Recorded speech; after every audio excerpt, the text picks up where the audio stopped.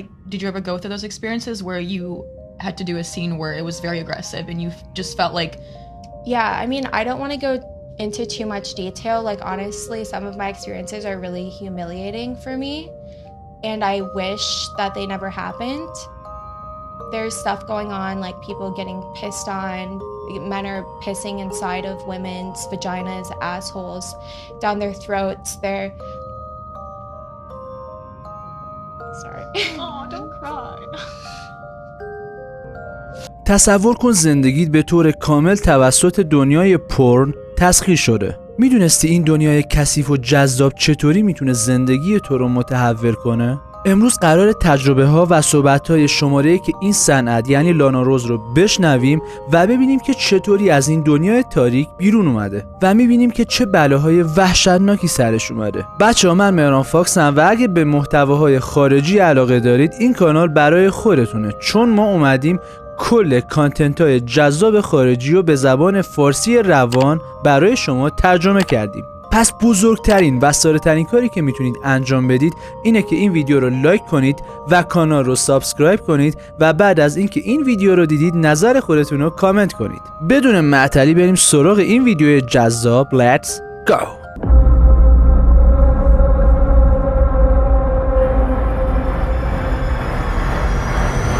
Welcome back to Three Girls, One Kitchen. On today's episode, we're discussing a topic that is near and dear to my heart, the dark side of pornography. In this episode, I will be sharing my personal and sometimes painful experience in the adult industry with you, so I wanted to issue a trigger warning for self-harm and people who have suffered sexual abuse, as those topics may come up in this episode. بچه‌ها، یه استارت بهتون بدم در مورد این ویدیو، چون خودمون ترجمه کردیم میدونم که جریان این ویدیو چیه، ولی به نفع همتونه که این ویدیو رو ببینید. هرچند برای بعضیا ممکنه شنیدن این حرفا سخت باشه، ولی خب بهتره بدونید که پشت پرده داستان پورن چیا میگذره. اوکی؟ بریم. With that said, let's start on a lighter note. I want to start incorporating life updates into our episodes because not only do people want to hear about the topics that we have, they want to hear about us. So we haven't shot for 2 weeks because me and Olivia were in New York. Does anyone... Yeah, we left our baby Alexa behind. Does either of you have anything interesting to share that's happened over the past 2 weeks? Well, you were with me, so... I'm like, honestly, I legit was working out every day, sometimes 2 times a day, and doing absolutely nothing else. I was just exploring nature, to be honest, going on hikes, I went to the beach. بچه اینم بگم لانا روز با 2 تا دیگه از رفیقاش اومده و راجع به این موضوع تحقیق کردن و تجربه های خودشونو بیان میکنن. البته پورنستار این جمع فقط لانا روزه، اون 2 تا پورنستار نیستن. اوکی؟ Yeah. Any shrooms involved in that? By myself? No, I didn't even, nothing exciting. I do wish I had weed, but I didn't. Oh, I have some if you want it. Oh, yeah, let's hit that doobie after this. Yeah. Doobie? I haven't heard that phrase in a long time. What were we up to? Yeah. God, I feel like everything was a blur. I feel like we were gone for so long that I don't remember because we went to New York first, then ended up going to Chicago to get your dog, then we're stuck in Chicago, and then ended up driving to New York, which is insane. People actually... we went on a little road trip. Yeah. We stayed in a motel. That was kind of cool. Me and Olivia got in a fight because I wanted to see waterfalls and she didn't. We got in a fight over hypothetical theories. Turns out she doesn't like hypothetical theories, or mine at least. We got in a couple fights, just like little arguments. Yeah. But like just little, I mean, to me those aren't fights.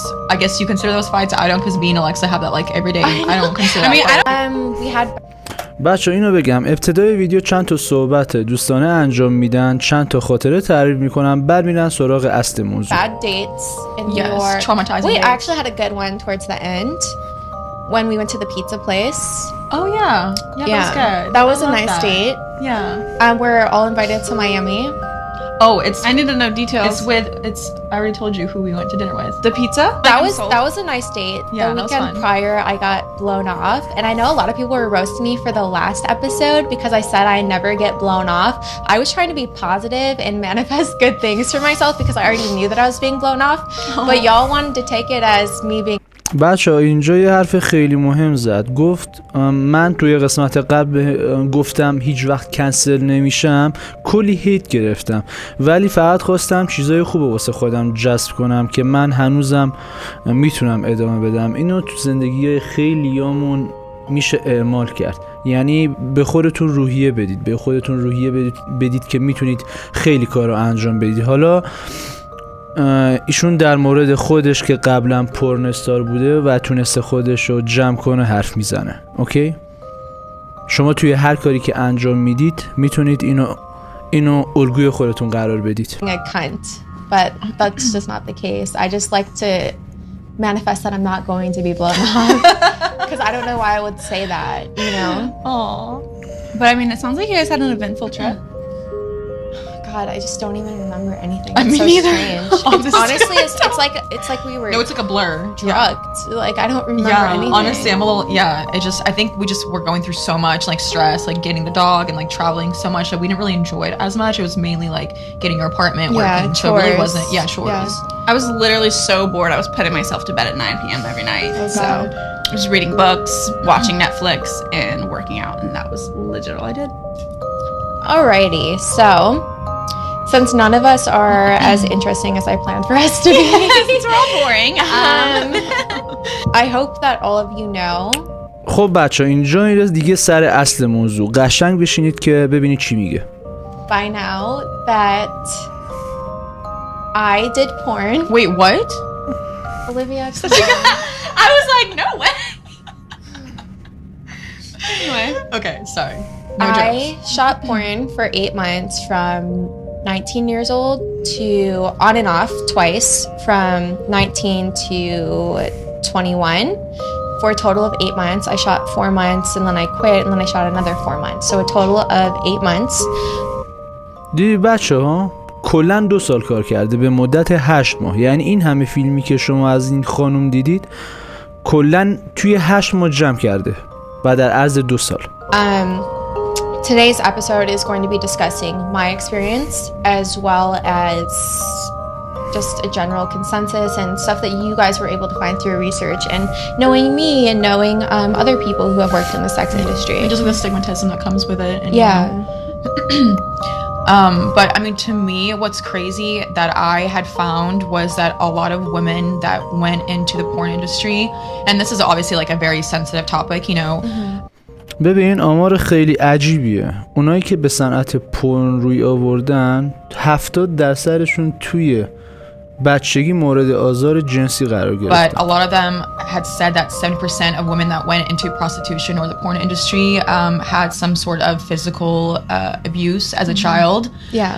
And that's why they resorted to that, and because they had no other sources of income or weren't able to get a job, and they felt like that was their only way. و همینطوری که خودتون حدس میزنید اکثرا از نداری میاد، از بیپولی میاد. To make an income. So to me that really, you know, like hurt me inside to know that, because I obviously like struggle and I've had those thoughts growing up. You know, I went through physical abuse as a child. وای بچه اینم میگه بهم تجاوز شده. اینا یادم رفته بود. I was raped. So I definitely have had those triggers of thinking like, oh, maybe this is my only way to make money, and maybe I should try this out. Maybe I should try escorting. Maybe I should try, you know, seeking arrangements. And I've had those temptations, but I think that sometimes growing up in a proper environment helps you to get out of that. So if you don't even have a proper environment, that's even scary, because then you have no one to give you guidance, you know, to do so. I've even had just here in LA, when I was like 21-ish, I just was meeting with people for like job interviews or whatever, and I've had guys try to take advantage, and I've actually had someone tell me that like you won't get anywhere in Hollywood or in LA without sleeping with people. I've had like high up business like men, you know, company owners say that, and they tell girls that. Luckily, like I went home to my boyfriend and I was like, listen to what this guy just said. Obviously wasn't down, but a lot of girls actually believe that they won't be somebody or won't be able to be successful without sleeping with people and doing these certain things, because guys or even girls, whoever, people of power manipulate and tell people like you have to do this. Well, it's great that you had someone to go back to help give you that reassurance that the decision that you made was right. آره واقعا بچه‌ها توی این شرایط وقتایی که آدم توی منجلاب گیر میکنه خیلی مهمه که یکی حواسو داشته باشه و راهنماییش کنه.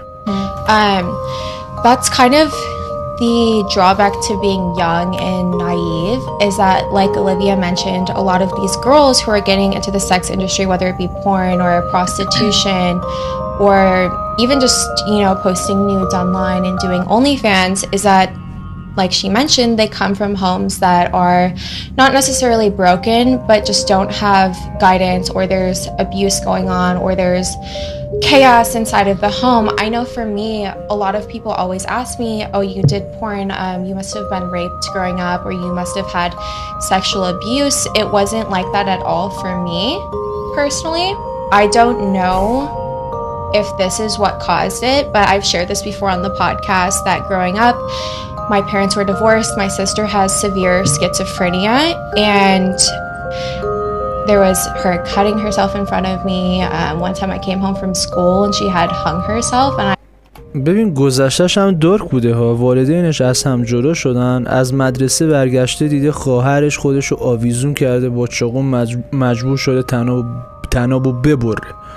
پشما. I had to cut her down from our swing set when I was in elementary school, and I remember going through those experiences, and one time I found online the girls next door of Playboy, and I just was like, wow, their life looks so amazing.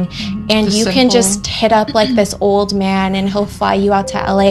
I could get away from all of this and my life would be so incredible like theirs. They have all this cute clothes, they're beautiful.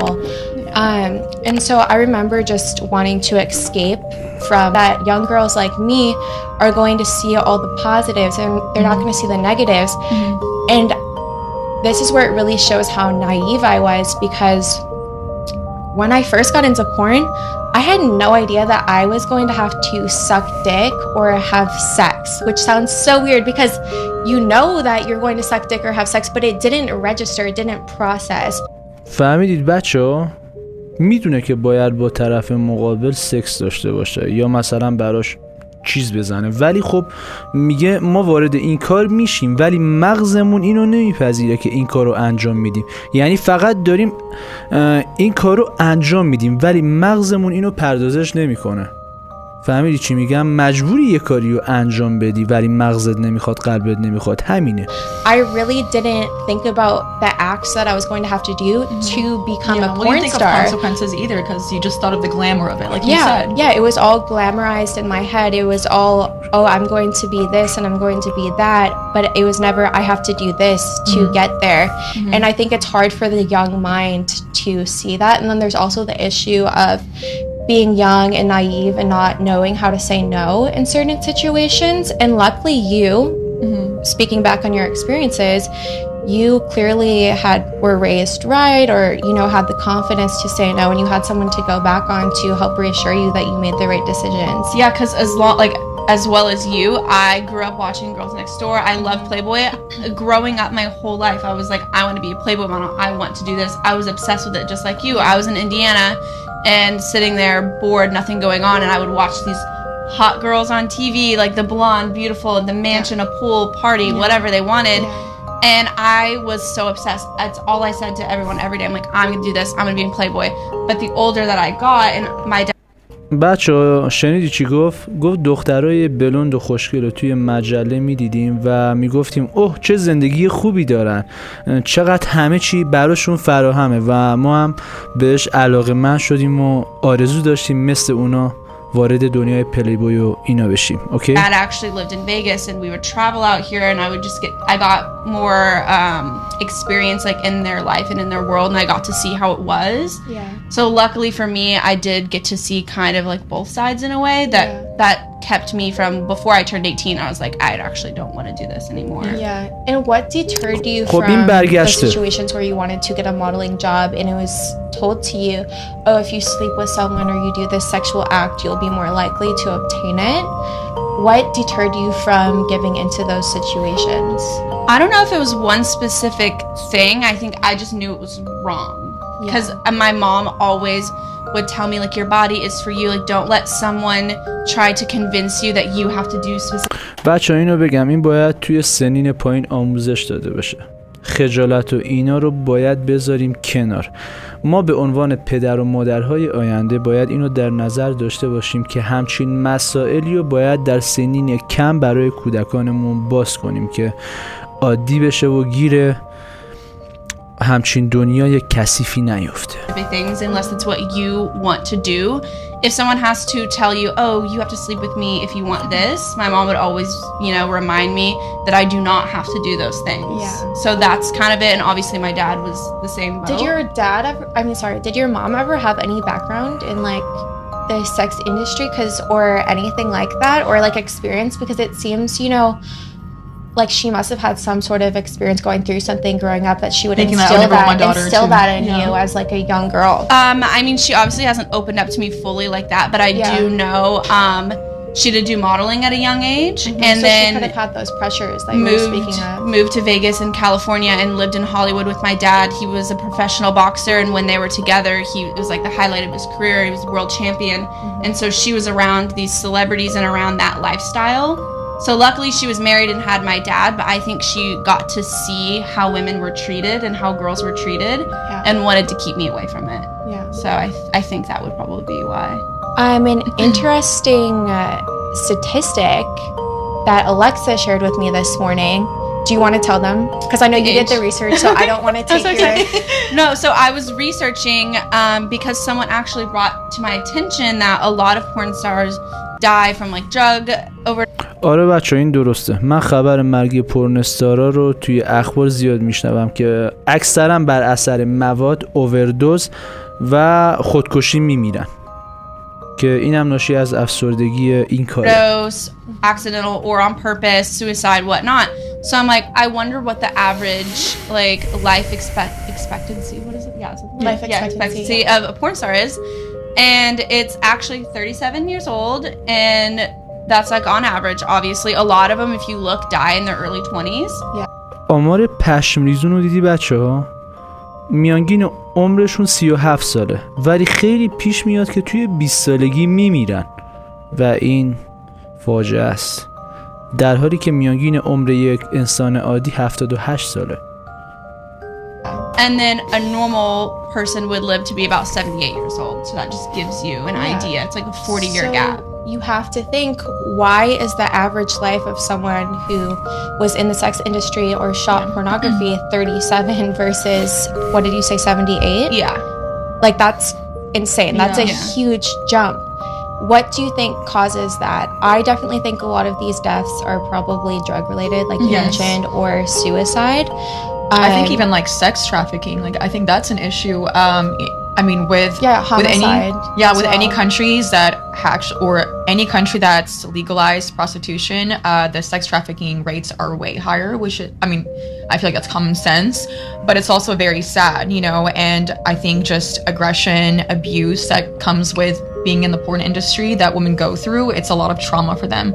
So as you had mentioned, I think turning to drug use and overdosing, feeling extremely depressed and not wanting to continue like the life because you just don't know how to get out of it. And I think that's also very scary. And I'm sure you probably have been in those situations with a manager that you've had or an agent where you felt trapped and you couldn't get out of doing something you no longer want to do because you're finally capable enough of knowing that I don't like what I'm doing to my body, or I don't feel stable mentally, physically, like this is not glamour, like I want to do something else, and you don't know how to escape. So a lot of girls fear that. So well, that's why.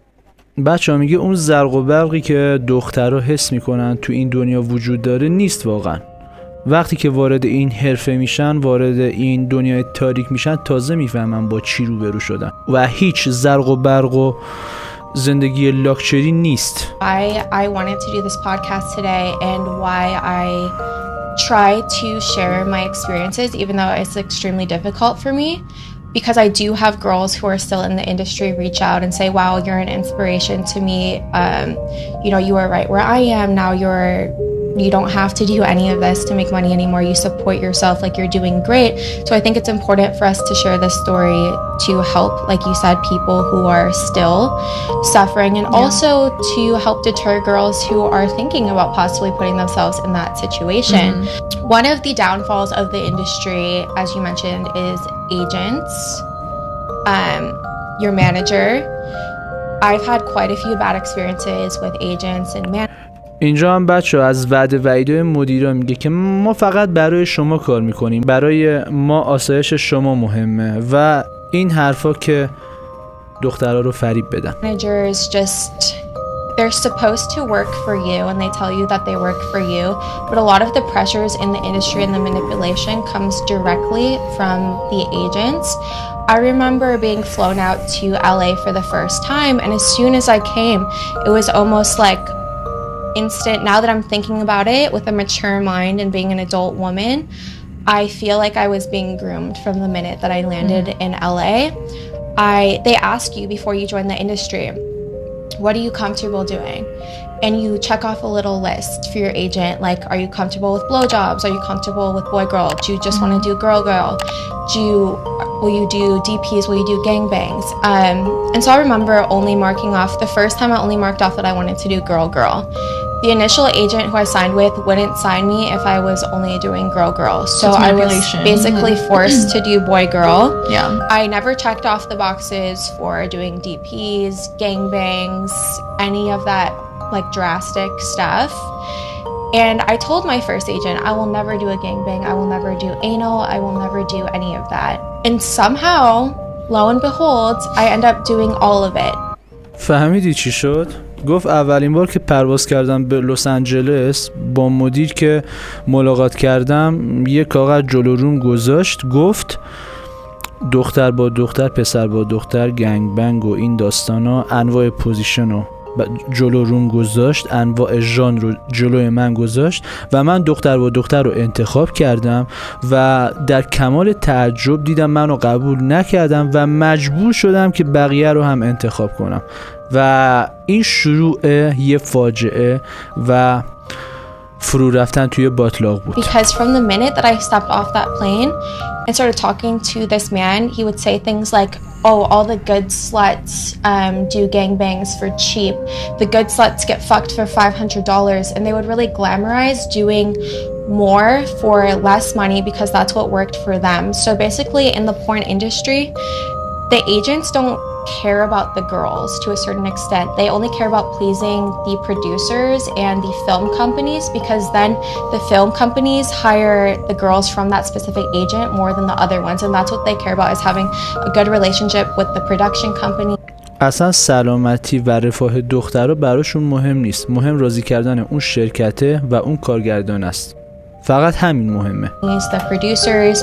So if the agent can get you to work for extremely cheap and do extreme acts, they're going to push you to do that. And these are 40, 50, 60-year-old men who have been working in this industry for 20 to 30 years. They know how to manipulate and twist up a young 18, 19, 20-year-old girl's mind to get her to do these things. و معمولا افرادی صاحبای این شرکتن که 40 تا 60 سال سن دارن و کاملا تجربه دارن و به خوبی میتونن دخترها رو فریب بدن. And I've often said that the agents need to be completely eliminated if that industry is going to exist, because that's where I feel that I was pressured and put into situations that I didn't want to be in. I also have to say and just take full responsibility here. I technically, in the situations that I'll talk about later in this episode, I never claim rape, I never claim any of that because I technically never said no. Being young me, I felt like I wanted to please everyone. I felt like I wanted to make my agent happy. They told me I was going to be so good, I was going to be so great. I wanted to make the producers happy, I wanted to make the fans happy. I could be dying inside doing something, but I would have a smile on my face and say, thank you for the work, everyone. Like, I never said no. So no one is to blame. اینجاش خیلی تلخ بود. گفت من تو خودم مرده بودم ولی لبخند میزدم و میگفتم مرسی بابت انجام این کار و میخواستم طرفدارامو خوشحال کنم، مدیرا رو خوشحال کنم، ولی من دیگه تو خودم مرده بودم و فقط داشتم انجام میدادم. From my experiences, I can't say that, and I'm not saying that. I never said no, so. I mean, there's also another thing too, is there are girls out there that want to do these things. So like how you were okay with just say you want to do girl and girl, they should have allowed that, or you should have been allowed to just do girl and girl and not felt pressured or pushed, because there's girls out there that like to do gangbangs. They want to do those things. So why do they have to manipulate and take a girl and make her feel like she has to do things that she doesn't want to do? So like you said, maybe get rid of agents or get rid of whoever and let the girls decide on their own what they want to do, because there will be girls that like to do these things. You know, not everyone would be miserable doing it. Does that make sense? Yeah. Like, let them decide and choose. And I think that's just the whole thing, is like the dark side of pornography is that it isn't glamour, that it's, you know, it has the wrong people working for the industry, because they, like she had mentioned, like they don't care about their clients or like their, you know, their models. They only care about like what's their income and their relationship. Yeah. So, you know, pornography can shift sexual interests, relationships, and behaviors, and that's really scary, because aggression is a huge thing in pornography. And you know, I support anyone that's a sex worker. I have nothing against them, but I don't, like, I'm very strongly against it, because I believe that people that work for the industry should be, you know, they should just. خب نه دیگه نمیشن. کسی که توی این صنعت حمایت حقوقی نمیشه دیگه. حتی توی جامعه باش مشکل دارن، بره یه جایی ببیننش میگن این جندهه. توی ایران هم همین نیستا، توی کل دنیا همینه. من پادکست های دیگه هم دیدم که در موردش حرف میزنن. واقعا احترامی توی جامعه ندارن. Be like what's the term that I'm looking for? They should pick out more proper people to work for it, if that makes sense. Like someone who's really gonna take care of someone, because it is a very serious industry. It can really mess you up mentally, physically. So you know, I know we're gonna discuss ethical porn. I think that's something that's really important, and that they're trying to instill in schools for younger boys, because you know, males do show more aggression towards females, and there was a study that was done saying that 80% of scenes did show more aggression by the male, like throughout the porn stores, the videos that they release, which is insane, you know. But even right now, sorry, it's like a thing on TikTok. If you see like being strangled, but to an extent, like whenever girls are posting like, oh, I love to be choked, I love to be strangled, like we like it in a playful manner. Like you can. اینو قطعا همه شما خیلی میبینید که توی اینستاگرام و تیک تاک یه سری رفتار غلط رو چه توی ژانر ایرانی چه توی ژانر خارجی دارن عادی سازی میکنن، و اینجا هم حتی توی این پادکست باهاش مشکل دارن. Do these things and it not be aggressive and you know we're passing out. But so there's a way to do like you know certain things and not. Yeah, there's when it comes to that.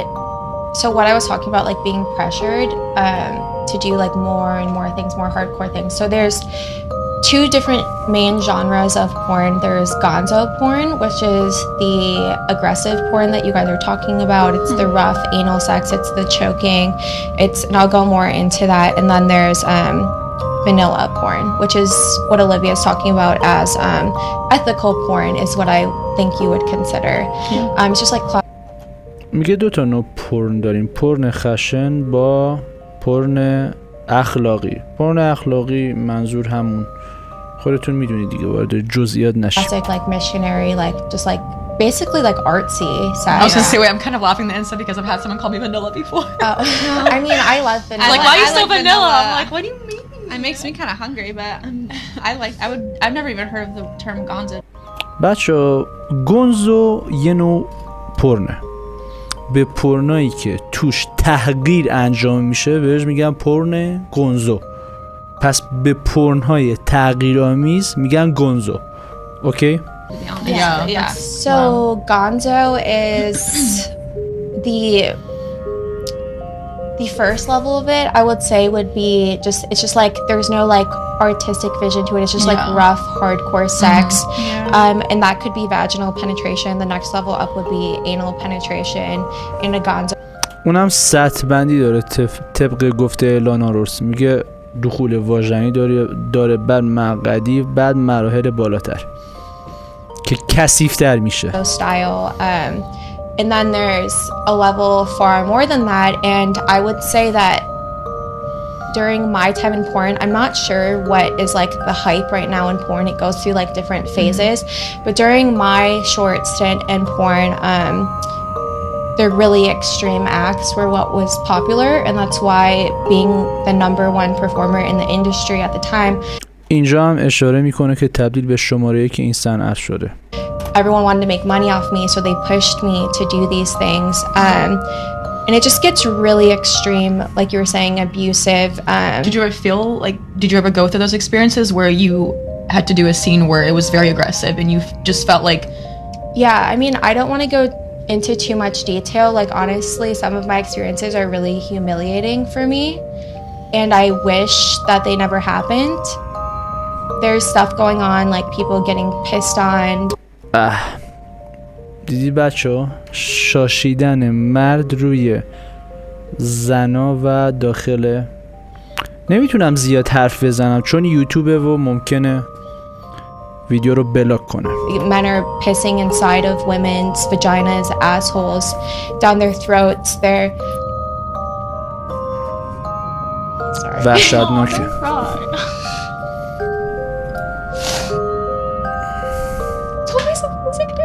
Now I'm crying. I'm like, God damn it. ببین این صنعت چه کثیفه که چه بلاهایی سر اینا نمیاره. No, don't cry. I'm It's just okay. giving some examples.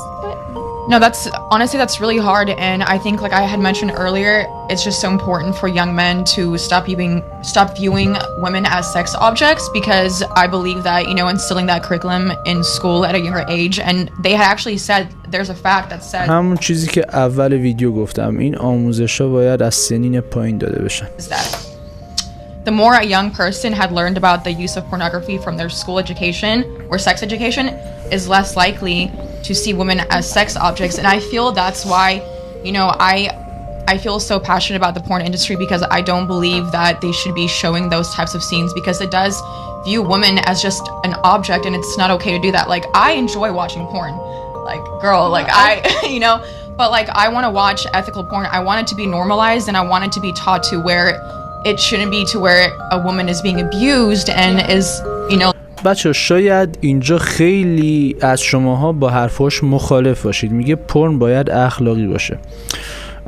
احتمالاً خیلی از شما شاید 80-90 درصدتون بگید خب نه، باید کلاً حذف بشه. کلاً حذف نمیشه. این یه واقعیته، باید باهاش روبرو بشیم. اصلا امکان نداره حذف بشه، چون از یه طرف برای یه سری سود داره، بعد یه سری هم نیازشونو به همین شکل برطرف میکنن، پس حذف نمیشه. میان راهکار میدن، میگه باید به صورت اخلاقی اجرا بشه. خب که واقعا منطقیه. من میگم منطقیه. حالا ادامه حرفا رو بشنویم. Like the male is showing aggression, because that actually is going to translate into his relationships with women in the future, his wife. Like, it's actually statistically proven that it's going to show aggression in a marriage and a relationship, and that's, I mean, how is that healthy? Like, that's not healthy at all. Well, a lot of it is like young boys don't understand, and they think that this is normal and that's what girls want. So they've probably never been with a girl before, and they see these horrible things, and they're like, oh, this is how to please a girl, this is what I have to do, this is what she wants, and then they, you know, do these things and they act certain ways, and they don't realize the effects that they're having on women. Yeah, well, they do say that serial killer and rapists are the ones who are consuming these extreme types of porns. A lot of فکت جالبی بوده. میگه اکثر قاتلای زنجیری و تجاوزگرها کسانی بودن که پورن خشن تماشا میکردن. serial killers, when they've gone through their search history, they're watching like these abusive porn, and there's tons of pornography. بچه اگه تا اینجا اومدید ویدیو رو لایک نکردید، لطفاً لایک کنید که از کانال خودتون حمایت کنید و اون گزینه سابسکرایب رو بزنید. ممنون میشم. On their search history. Yeah, I mean, I'm not laptops. gonna lie. I obviously, like I said, I watch porn. I do. Yeah, I mean, Well, there's I've nothing wrong with watching Yeah, porn. but I've stumbled upon some videos. میگه مشکلی توی دیدن پورن نیست. مشکل اینه که تو چطوری میبینی و چه ویدیوهایی رو میبینی و اینکه همچین فتیشای کثیفی رو نگیری. Where I'm not gonna lie, I really questioned why is this even allowed on the internet. Like I felt very, like I was just turned off. I was like, shut my laptop. Like, I can't even look at this. I was like, I cannot believe that this is okay. Like, this is not okay to treat women like this. Yeah, well, I know that I got emotional, but I do want to continue giving examples of some of those things just so people know. What were some of the things that you saw that you were like, wow, this is really crazy? Yeah, I mean, there was one scene where I had seen, obviously the male was having sex with a girl, and she was literally crying because he was being so aggressive. Like, I guess, you know, he was just too big for her. I mean, she was like full blown crying, and he was like slapping her, like, you like that? Like, you know, I was just like, oh my God, how can this, like, I could not get off to this. I don't know who watches this too. Some people have that fetish, and it's crazy. Yeah, and that's why insane. they put it out there, because they're like, oh, somebody will watch it, which is just, like, no offense, but like, that's disgusting, because obviously she's not okay. این چیزایی که راجبش حرف میزنن راجب پورن گنزوه، یعنی همون پورن غیر اخلاقی و پورن تحقیر آمیز، جایی که زن تحقیر میشه. Yeah. And I mean, to me, it really makes me sad, because I think of the girl and I think, wow, like, I can just see it in her eyes that she did not want to do this scene, but she's doing it because of the reasons of, you know, she needs the money, or this is a flexible job for her right now. She was convinced, she was pressured, you know, she was manipulated into doing this by her agent, because he, you know, told her, like, it's either this way or the highway. Like, I can't even imagine how that girl felt having to do something that she clearly does not want to do. Like, this is not acting, like, she's full-blown crying. راست میگه ها، میگه اون دختری که توی این فیلم پورن داره گریه میکنه، اون مرد هم داره با سیلی میزنه، اصلا امکان نداره بخوای اینو اکت کنی، اینو بازی کنی. این واقعیه، واقعا نمیخواد و همینطوره به نظر من. You know, like, there's just no way she's acting and enjoying this, so. Yeah. No, I've had friends who have been choked out so much that they've actually passed out during a scene. There's really just like crazy stuff going on that damages people's bodies for the rest of their lives. I luckily don't have any issues, but I've seen scenes shot in Europe where guys are literally punching into a girl's asshole like this, and like she's going to have issues for the rest of her life due to this. And is it worth someone making a little bit of money and someone jerking off to it? One of the worst. قشنگ گفت. Honestly, I feel like I'm in denial sometimes, and I can't accept some of the things that I've done. There is one thing that, you know, I tried talking to a therapist about before, something that I had to do for a scene that was really rough for me. Basically, this guy had a bowl and... میخونید بچه ها اینو؟ میگه دهنم رو باز کرده بودم، یه مرده هم توی یک کاسه شاشیده بود و داشت اونو در خور من میداد. And he like gagged me until I threw up into it, and then he like pissed in the bowl, and during the scene he asked me to drink it, and I didn't know how to say no. It was one of the most disgusting, foul scenes I ever had to do. And I'm telling a therapist this, and they don't even fucking know what to say to me. Yeah. No one can relate. Like, no one fucking knows what to say about it. گفت رفتن پیش روانشناس، اونم نمیدونه چی بگه. And so when it obviously I don't know how like porn is shot. They don't tell you beforehand. Did they tell this guy to do these things, or did he just in his own brain? This one, my agent was actually very pissed about. Okay. And again, like, I'm not saying that I was raped. But you were put in the spot. You were put I told this guy, like, yeah, I'm excited. Let's do this. I didn't know how to say no. I just wanted everyone to be happy. So I can't blame anyone. All that I can do now is make the best of my experiences and accept it, which is really hard for me to do. Sorry, what was your question again? I mean, no, like, I think you pretty much answered my question. But no, I was just gonna, you know, chime in and say about how you had to do something that, you know, you didn't want to do, or you felt pressured. I definitely can relate to that, just even by like working at Hooters. I know me and you have worked there. I obviously have a little longer history of that, and you know, I definitely was a sex object. Like, that's who I was viewed as working at Hooters. Clearly I was the complete opposite of that. But, you know, I definitely was pressured into some things that I didn't want to do with men. They had the audacity to ask me to literally go give them a hand job behind the dumpsters. Yeah, you know. I'm sorry, it's not funny, but no, it's like comical. It's comical. It's behind a dumpster. No, I was really thinking, first off, why not at least the car? Yes, behind like, a dumpster. Second. میگه چرا صحنه های پورن باید پشت سطل زباله انجام بشه یا مثلا توی ماشین انجام بشه. میگه واقعا عجیبه. Can you imagine you're at a restaurant and you have the audacity to look at your waiter? What do you mean? I don't give a fuck. After I finish my داره راجع به سناریوهای سم فیلم‌های پورن میگه. واقعا سناریوهای سمی دارن اگه دقت کرده باشید. chicken tenders, can you go jerk me off behind this dumpster? Oh my God. But they would push my limits. Like they would just kind of like joke around at first, or like, oh, and they I'll give are you quite 100. touchy sometimes too, no?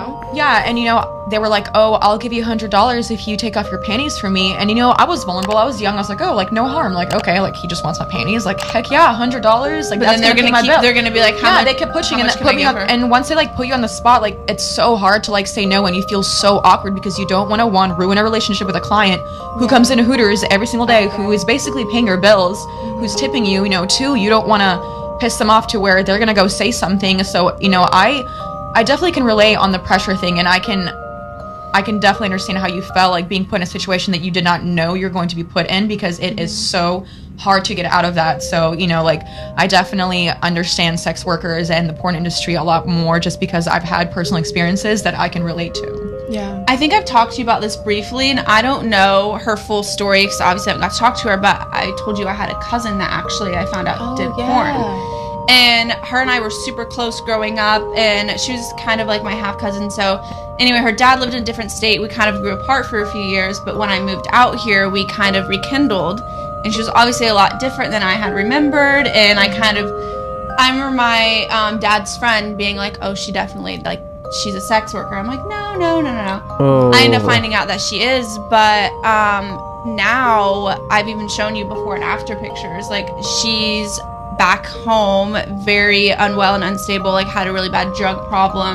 She now hears like voices in her head, like she was going through a lot of like obviously abuse and issues. And before that, like she was a very normal girl, especially from what I remember. I looked up to her. She's my older cousin, and she looks completely different. I remember I was like showing you these things, and it's so crazy that like I got to like witness firsthand that it turned like a normal, like my normal cousin. And این خیلی بد بود. میگه دختر عمویی داشتم که از خودم بزرگتر بود، البته دختر عموی ناتنی. بعد بابام گفت که این کارگر جنسیه. بعد منم باور نکردم و دیدم که آره واقعا هست، و الان به جایی رسید که از یه دختر عموی معمولی که من داشتم تبدیل شد به کسی که توی آسایشگاه روانیه، و این واقعا بده. like now she is like in a mental asylum. Yeah, and so I would say that's definitely attributed one to probably the experience of shooting porn. And I'm not saying every scene and every shoot that I did was horrible. I'm saying that the handful that were traumatic for me were enough to do damage. It just there takes were one. probably 3 to 5 that were really traumatic for me, whether it was being sent to a set with someone who was way too old and I didn't even know who I was going to fuck, and I was disgusted the whole time because they were 80 years old. وای میگه افرادی رو می آوردن که 80 ساله بودن و تا اونجا هم من نمیدونستم، تا سر پروژه من نمیدونستم که اصلا با کی قراره این کارو بکنم. Or you know, one of the experiences that I just listed, or just being pressured into doing something that I was scared of doing because it was too extreme. That can definitely be very dramatic, and I would say is the #1 contributor to why I left the industry and disown it, basically, because of those horrible experiences that I had. The other downside to having done porn, obviously, is the stigma, and that's probably the thing that's hardest for me to live with now, is the stigma of having done porn and knowing that I can run, but I can't hide from it. No matter where I go, everyone knows, everyone's seen me get fucked. I just have to do the best that I can with it, and it's like having, I feel like I have a life sentence over my head at 24. Like ببین چقدر دارک میگه من دیگه نمیتونم فرار کنم. کل دنیا میدونن من این کارو انجام دادم، فقط باید یه جور باهاش کنار بیام و خودم و روحیم رو حفظ کنم. I'm always going to be lying. میگه مثل اینه که همیشه یه حکم زندان مادام العمر همراه هم باشه. خیلی تلخه. شما خودتون رو جای این شخص قرار بدید. خیلی تلخه. لانا Rhodes, I'm always going to be a porn star, no matter how bad I don't want to be. And I've shared some of like the issues that I've had. Like you even met my neighbor. You didn't meet her, but you saw my neighbor in Chicago. When I had a house in Chicago, I was married. I was planning on having kids with my ex-husband. She would harass me because she knew who I was. She would call the police on me, say I was shooting porn at my house. I was gonna say, didn't you have even that this house, they had asked like what you were gonna do here, which I thought was really disrespectful, and I was just like, why? Like, why? I mean, I can understand why they would ask. However, every time that it's brought up, and I'm just like, I'm a Mara Maple right now. It's extremely like hard for me. میگه با شوهر سابقم که خونه گرفته بودیم زنگ میزدن که دارن اون تو اون خونه پورن ضبط میکنن. Like, why do I have to be reminded of this all? البته نمیشه از طرفم ایراد گرفت. خب چون میدونه که طرف چی کار است و برای حفظ آبروی منطقه شونم که شده به پلیس زنگ میزدم، ولی خب این عواقب کاراییه که لانا انجام داده و حالا به شدت پشیمونه. Of the time, even Olivia went on a date the other day and I went with her, and her date and his friend were asking me porn question, and it's just like, I mean, come to find out they were just disgusting males and had a fetish for porn. And but even you're obviously pissed because you're like, oh, he was supposed to be my date, but I'm literally wanting to kill myself because I don't want to be fucking reminded of this shit. I don't want to be thought of that way. And I would say, I definitely deal with depression and suicidal thoughts monthly because of my past in porn. And that's just me being really candid. It's not fun. It's not a great thing to have over your head. But I mean, I know like you said that it's something that you have to live with for the rest of your life, but the thing is though, like the direction that you're going is so inspiring to many, and it's so important because you just did a complete 180. Like you have so much class, like you are intellectual, like you are self-educating yourself, like you're doing all the things that a lot of porn stars or girls that are still in the industry can't even do. ولی خدایی از حق نگذریم، آدم قویه، تونسته از این منجلاب خودشو بیرون بکشه و بیرون بیاد و اینطوری بتونه پادکست بگیره و از تجربیاتش حرف بزنه که خیلی های دیگه دوچارش نشن. اوکی؟ At all because they don't have that proper knowledge, or they don't have the guidance, they don't have the friends to like show them and lead them the way and say, hey, like this is what you shouldn't do, this is what you should do, because you don't have that guidance when you're in that industry. Like you're completely mind fucked. So the direction that I think you're going is amazing, and it's super inspiring, like I said, and trust me, like you will be known as Amar Maple, not لانا Rhodes, in 10 years, and I can promise you if you just keep going in the direction that you are, because you're doing really good for yourself. And you're like showing all these young girls, like first off you're giving them examples, the girls that are going to watch this that have maybe had the thoughts or been in your خیلیه ها بگی این بلاها سر من اومده، من طرف اومده توی کاسه شاشیده و من خوردم، اصلا این چیزای وحشتناک رو تعریف کردن چند میلیون نفر ببینن جرأت میخواد. واقعا میگم. Shoes, they're now going to get to see that it is not glamorous and that maybe they should not. And you're also helping the girls that are in that right now, that are currently doing these things, that there is a way out and that they don't have to do it. So I mean, I hope that my experience and my suffering through this experience will help other people. Whether it's helping someone make better decisions than I made, or it's helping people who are in the thick of it get out of it. We're going to wrap up this episode. I don't feel like I got to touch on everything that I wanted, but I hope that it somehow helps someone in some way. So crazy, but the other night when we got back from New York, I hadn't had a vibrator with me for the whole entire trip. Jesus Christ. So I was going off with my Hitachi and it actually broke because I used it so much. Thank God this episode is sponsored by Adam and Eve, so I can use our discount code and order a new one. Free stuff is awesome, but free stuff to spice up your bedroom is even better. Select almost any one item for 50% off, and Adam and Eve loads on free stuff. So you know how I love lingerie? I like to take my little sexy pics. Yes. I actually just ordered so much from Adam and Eve, and I'm super excited for it to come in. I've ordered from them before, and I put them on even when I wasn't really feeling myself, and I felt hot as fuck. Ooh, so damn, I need to check them out now. I know, I'm excited. Use our offer code 3G1K at checkout on Adam and Eve. % off for drugs and being ripped off by large wireless providers. Well offers a wireless plan starting at using their services. I realized that it all catch. Plans starting at just $15 a month. I was like, what's the catch? But after speaking with them and using their services, I realized that it all made sense. Mint Mobile's secret sauce is that they're the first company no mystery fees directly to you. Yeah, so for people wireless for high-speed satisfied, and you get to keep your mobile because they do have $1 a month .com. So my conversation asking for a friend. So I'm gonna say this in public. Okay. So let's dive into the fan questions.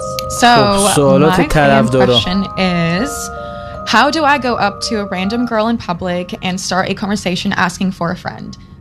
So I'm gonna say this for girls and guys. So for me, I've learned to maybe pick something out from a person. For instance, I've been in a situation where I was sitting across with a bunch of friends and I had found someone like really attractive that I wanted to like say something to them, you know? So how I went about it is I looked at his shoes and I was like, oh my gosh, I love his shoes. Like I'm a huge shoe girl, like you guys know. And I made a compliment to his shoes and I said, hey, oh my gosh. Nikes. Oh. Of course. But they're like the special edition. Okay, so you know, I pointed out his shoes and I said, oh my god, are those like so and so, like, you know, the certain type? And he was just like, oh my gosh, like, how did you know? So that's how I striked that conversation, and then we started talking. So sometimes you just have to look at the other person. آموزش مغزنی میده، میگه وقتی از یکی خوشتون میاد یه نکته در اون طرف پیدا کنید، یه آیتم پیدا کنید و از همون برای شروع مکالمه استفاده کنید. And pick something out, or sometimes like even just making a funny joke if you're in a weird situation or like the location that you're at. So obviously don't be creepy, like don't try to force a conversation that should not be there, because then that person's not going to want to talk to you. Yeah. But like I said, if you want to just strike a conversation, look for something that's on them, compliment them if you like something about them, and usually it'll get that person to respond, and then you guys can start a conversation. I agree, definitely. Compliment is an easy thing. Also be like, oh, I like your sweater. Where'd you get that from? Start a conversation. Another thing I like to do is maybe ask a question of some sort. You know, not like play dumb, but I don't know how to say it. Say you're somewhere and you're like, oh, actually, do you know of a good place to get pizza? Like, I'm not from around here. Like, something random, like, whatever. I've heard of that, like, acting like dumb, but obviously you're not. Yeah, like, just to get their advice on something, and it strikes a conversation, and, you know, if they're into you, maybe they'll take you. I hate when I actually have a question, though, and then they think that I just want to talk to them. That honestly happens to me more often than me actually wanting to hit on someone. Well, that's when you ask a girl. Oh, right. Yeah. Well, what if there's no girl? But then they also might think you really are bad. Like, you honestly, like, you ask people questions and then you just keep going and they won't, like, shut the fuck up. And I'm just like, oh god, she just started this. Well, I feel bad stopping the conversation. Yeah. You're like, all right, so nice. I really can't give advice on this. I've only asked one, well, besides like Instagram DMs, that's completely easier though. Yeah. In real life, I've only had to ask one guy out in my entire life. It was a guy at the gym, and I probably followed him around the gym for 2-3 hours trying to work up the confidence. Eventually I waited on the couches, like downstairs, after waiting like 3 hours for him. And he waved to me, and then I just got up and started walking with him, and like was talking. You're like, all right, here we go, buddy. He was in, where are we going? Yeah, he does HVAC, and so I was like, my furnace is broken. Do you think you could come fix it? And he's like, really? And I'm like, no, it's not really broken. Like, you go home really quick, like break it. Yeah, you play dumb question. I'm like, can I get your number, like, to come fix it? And he was like, wait, is it really broken? I'm like, yes, no. You're like, it can be. It can be. I'll break it myself. Now asking a question and then obviously a compliment. Everyone loves a compliment, so those are easy go-tos. My question: advice when someone you had a good relationship and bond with, but they end up ghosting. I actually had this happen to me recently. I thought that I had like the best, second hangout date with someone. Like I thought the chemistry was amazing, insane. This person followed up with me after the date like a few times, but never asked me to hang out again. And to me, that was just shocking because I thought that we just had the best time together, but clearly they didn't feel the same way, or they would have asked me out again, right? But my advice for this is, giving myself and you advice, because I just went through a similar thing, is if they wanted to, they would. Okay, TikTok. Dude, she literally came into my room. I have something crazy to tell you. Yeah, she came into my room at like 4 a.m.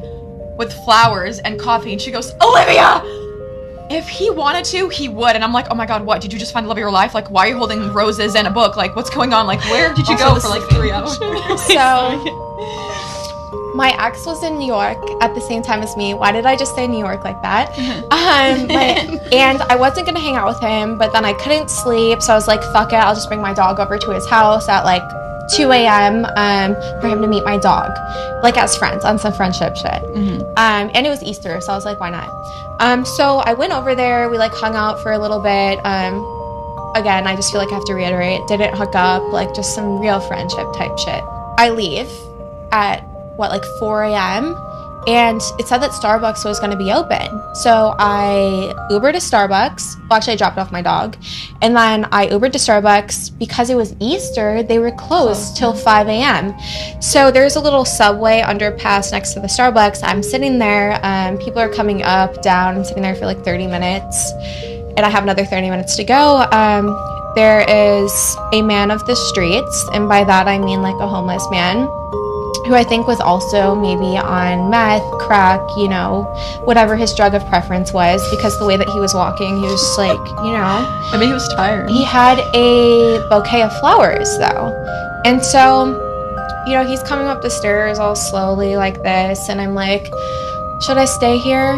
Should I have a conversation with him? I'm like, you know what? Why not? Let me have a conversation with this man. I'm going to be here for 30 minutes. I should brighten his day. I'm sure a lot of people don't want to talk to him because he can be intimidating. Yeah. You know, especially being a girl alone there, it can be scary to talk to a homeless man who seems like he's on drugs.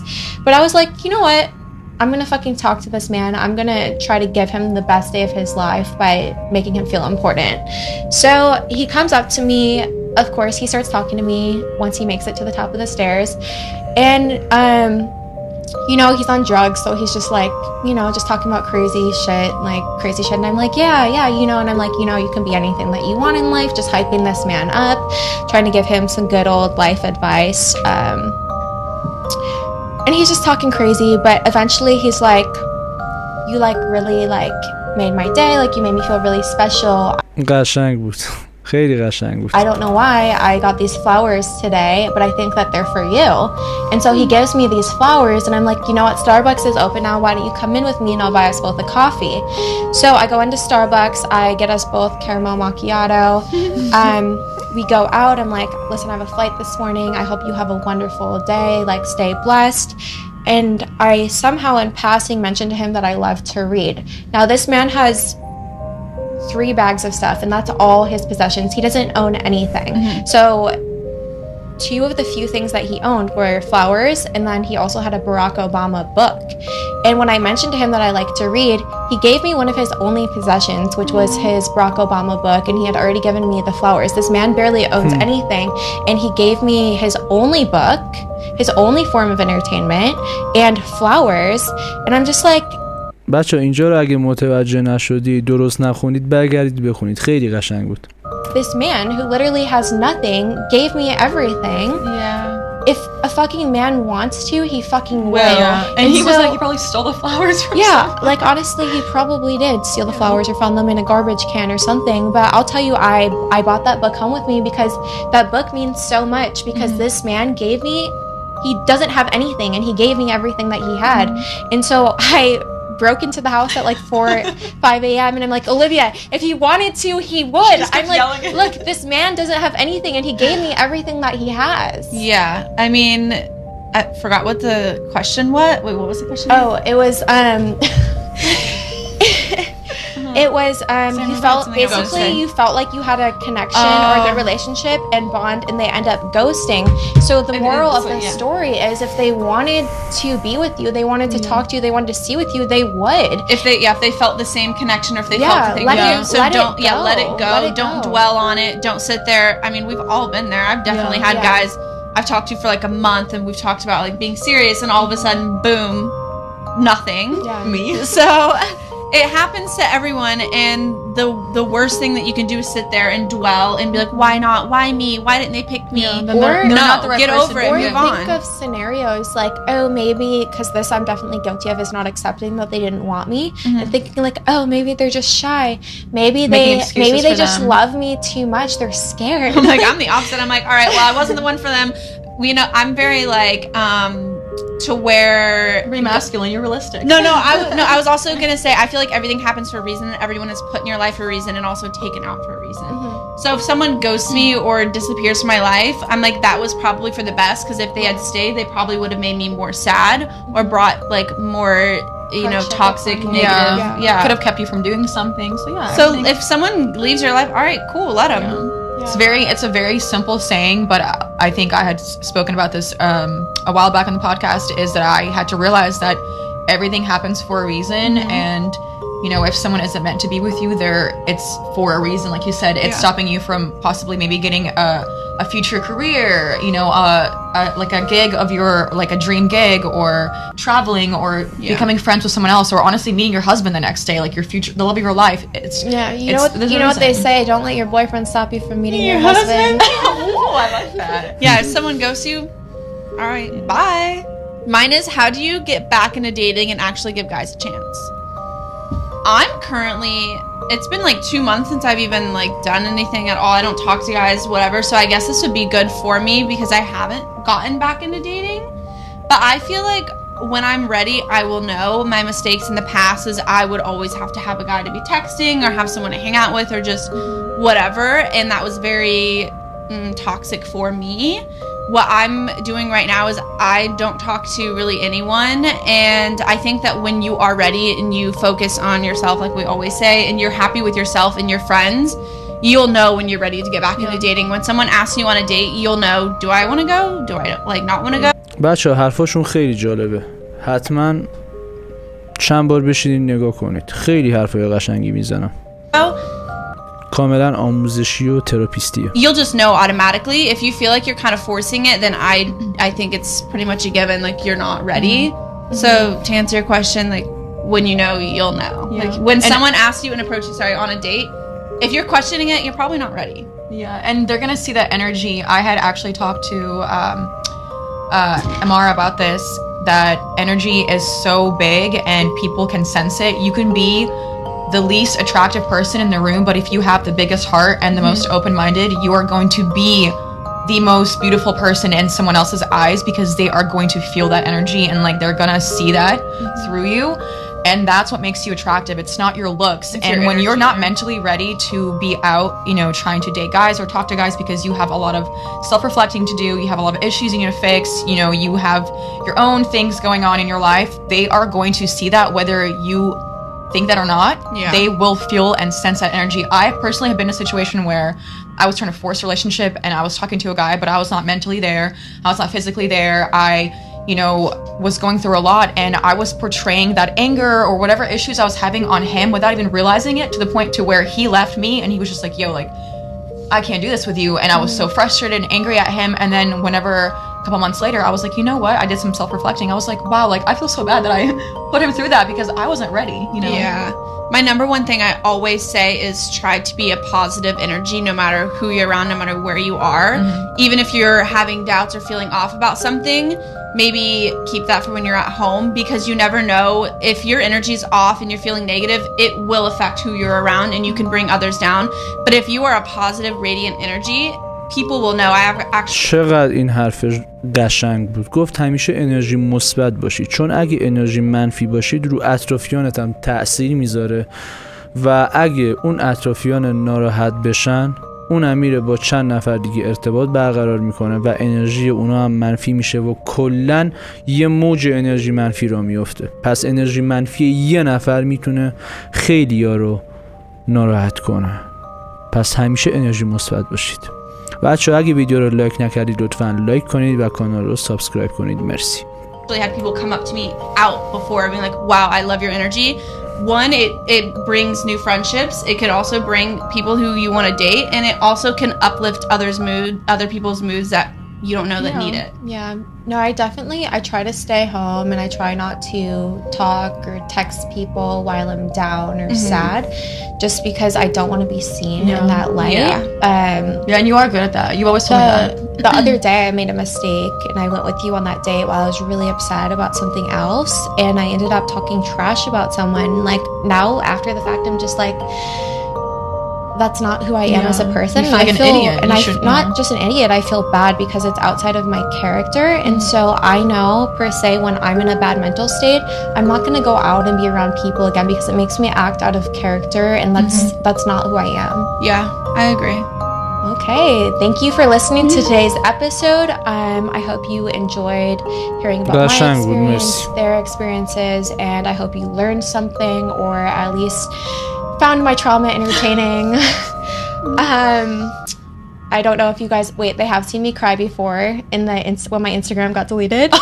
I didn't know that even happened. I was gonna say it's like a popular screenshot. People made memes. It's really funny. I've seen it. I want to see it. So you may have seen me cry before. This could be the first time.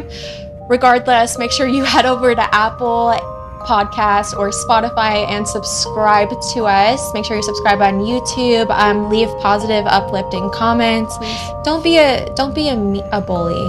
Seriously. We drop 3 days earlier on Apple, so listen to us there. Love that little dance. I'm like خب بچه ها این هم از پایان این پادکست که امیدوارم از ترجمه لذت برده باشید. ما ساعتها زمان واسه ترجمه این ویدیو گذاشتیم و مهمترین کاری که میتونید برای ما انجام بدید اینه که این ویدیو رو لایک کنید و نظرتون رو در مورد این ویدیو برای ما بنویسید. خیلی خوشحالم که تا اینجای ویدیو همراه من اومدید. بچه‌ها مراقب خودتون باشید، مراقب زیباییاتون باشید. Love you all guys. See you again soon. Goodbye.